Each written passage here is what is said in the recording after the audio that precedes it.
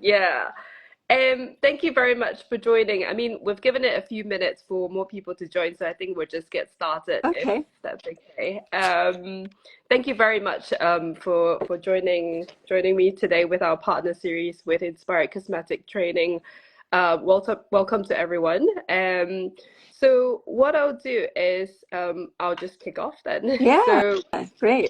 we're really excited to have you today joining us, both you, Carolyn, and also Melanie. So in the next sort of like 10 to 15 minutes or so, we'll be talking about the power of quality training in the cosmetics industry and also why we're so excited about our collaboration with Inspired Cosmetic Training. So thank you very much, Carolyn and Melanie. Thank you. Thank you. Right, so we'll just get straight in then. Mhm. Carolyn, can you start off by telling us a little bit more about what Inspired Cosmetic Training is and what Mhm. sets it apart in terms of the training that it offers? Mm, sure, yeah. So I'm Carolyn. I'm the director of Inspired Cosmetic Training. So we started way back in 2010 when there's probably not many companies training in medical aesthetics. Now there's a lot Exactly. of companies of varying standards. So we have trained probably, oh gosh, since about 3,500 plus dentists, doctors, and nurses in medical aesthetics since we've started. We only train medical professionals, and all our trainers are medical professionals and they're very experienced. So I think that's partly why we're so successful in Yeah. training. We have really high standards. Mm. That's really good to hear because I feel like you said, because there's so many that are literally just sprouting up. Some of them train medical and non-medical professionals, whereas I think it's good to keep it strictly medical professionals just because of, the understanding of anatomy, the ability to manage complications. So I think it's so important. Absolutely, Yeah. absolutely. And the other thing that I was thinking when I was driving in the car this morning, what else, I could say in about our training that we offer. Not everyone can train people. I think if you are in the business of educating, you have to love training and passing on your knowledge and have the enthusiasm as well. And you also have to be, it's you also have to be able to sort of run a training academy Yeah. as well. And Yeah. not everyone, because a lot of people that are springing up doing this, I mean, I Mhm. do believe that a lot of people are just in it for some quick money. Yeah. And, it's a hard job running a training academy and to ensure sort of the highest educational sort of standards as well. Yeah, It I takes a lot of absolutely work. agree with that Hmm. because I find teaching not as easy as people Yeah, set yeah, it out to be that's because, it. yeah, it's quite tiring actually. It's Like a whole tense, day it's of training exhausting. can be really Hmm. exhausting. Yeah. Ah, yeah. Yeah. So tell me, what does your current training program look like? Do you have a foundation course and then Mhm. also a more advanced course? Yeah. Yeah, so we offer a variety of training courses so we can provide our delegates with a full set of skills. So we offer foundation level training in botulinum toxin and fillers. We offer advanced courses in these areas as well. And then we offer skin courses. So, for example, at the weekend, we're doing skin booster training. Very We nice. offer skin peels, microneedling.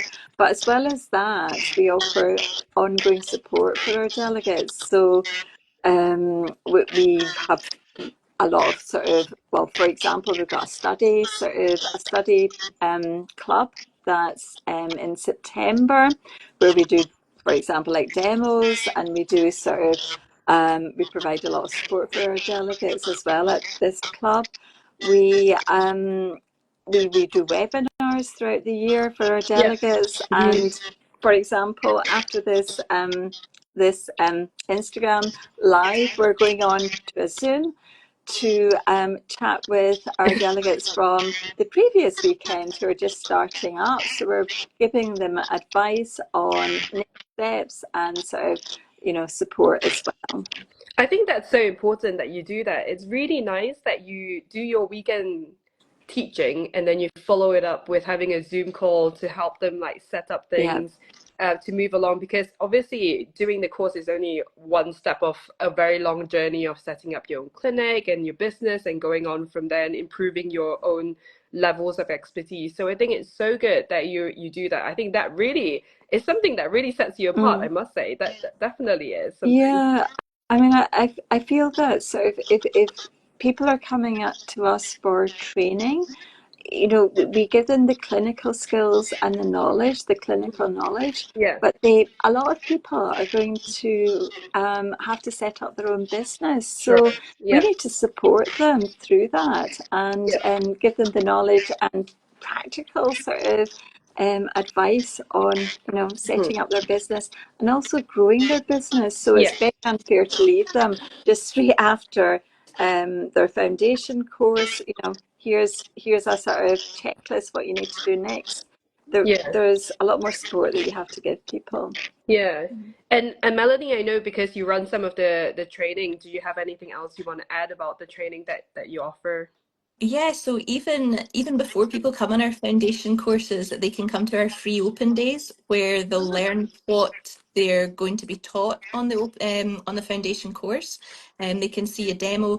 But we also let them know what the rules and regulations are surrounding Mm. aesthetics, especially for nurses who are non-prescribers. They don't Mhm. really know all the things that they have to jump through. And we pride ourselves on being an ethical training provider. We wouldn't want to say to somebody, you can do this and this is what you'll achieve when they don't understand the rules and regulations that are going alongside it. And Yeah, having those open days have been really beneficial for a lot of our delegates. So it's yeah. been good. It's been good. That's really good. I think that's really nice that you have a free open day where people can come along and see what they're interested in, and then potentially before it's sort of having a cooling off period, isn't it? Before they Yeah. jump on Mm. and Mhm. actually commit themselves to doing a course. So I think that's really important, rather than then some people just jumping on the bandwagon because everyone is going into aesthetics. Oh, maybe it's a good idea to also join in. So I think Yeah. that's really, really good. Mhm. And coming on to because you talk a little bit about the ethical side of things about your training. So I'm sure we all know how unregulated the aesthetic industry can be. So Yeah. what are some of the regulatory considerations that practitioners need to be aware of? Yeah, so we make sure that all our courses are compliant with the regulations, but during our training, we also make sure that the delegates are aware of their responsibilities and the Hmm. regulations that are surrounding aesthetics. So in Scotland, if you're a medical practitioner and you're carrying out aesthetics, then you're regulated by something called Health Improvement Scotland, Right. and you have to register a premises with them or be practicing from a premises that maybe somebody else owns but you have practicing privileges with, Hmm. to make sure that you're compliant with the standards that are being set, Hmm. compared to non-medics who have no regulation at all, Yeah. which obviously we would really like to see tightened up for the Yeah. safety aspect of Yeah. things. Our training courses all take place within our HIS regulated clinics, and we Hmm. feel that's really important. There's a lot of training academies that aren't operating from a registered premises. They're using hotel rooms, and we just really don't agree with that. We feel Yeah. like Yeah. everything should be properly regulated. Yeah, that's really interesting that you say that, because obviously Scotland and England is a little bit different from that point of view, because actually, in fact, what I understand is that in England it's not even as strict as it is in Scotland, where Mm. some of the procedures you don't have to practice in a CQC regulated, you don't have to provide those treatments in a CQC That's right. regulated room, and some of the training courses, like you quite rightly said, are provided in like hotels and things like that. So I definitely think that in Scotland, actually, you guys are leaps and bounds ahead of Mhm. us. So finally, just a quick one maybe for Carolyn. Why should potential practitioners choose no, why should potential clients or patients choose practitioners who are trained by Inspired Cosmetic Yeah. Training? I think really Oh, because we have such a high standard of Hmm. training, and we won't let any delegate go out to provide treatments on their patients before they've reached a set standard of competency, and we feel that they are safe to practice. If we don't feel like somebody's confident or competent enough after their day's training, we'll take them to the side and we'll say, you did really well with this, but we feel like you need a little bit more support with maybe lip filler.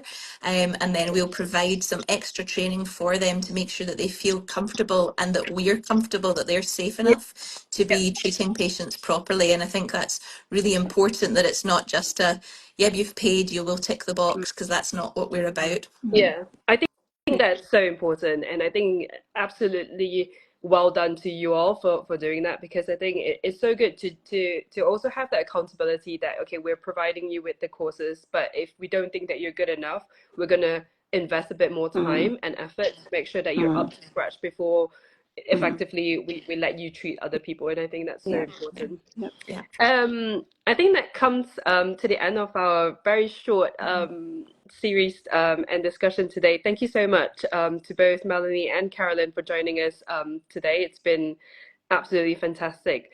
The only thing I wanted to say is, for practitioners who are on our SafeAP partner platform, if you have completed courses by Inspired Cosmetic Training, we now have a verification badge, which are either the standard or the advanced, depending on the training course that's completed. So patients or potential patients can seek you out basically for the practitioners. And for those of you who are interested in finding out more about courses from Inspired Cosmetic Training, their website is inspiredcosmetictraining.com, or you can also look them up on inspired_cosmetic_training is their handle on Instagram. I hope I got that right. Thank you. Yeah, thank you so much to both of you, and thank you for everyone who was tuning in. We're looking forward to the next episode of our partner series next month, so stay tuned, everybody. Super. Thank you so Thanks much. for inviting. Have a great day.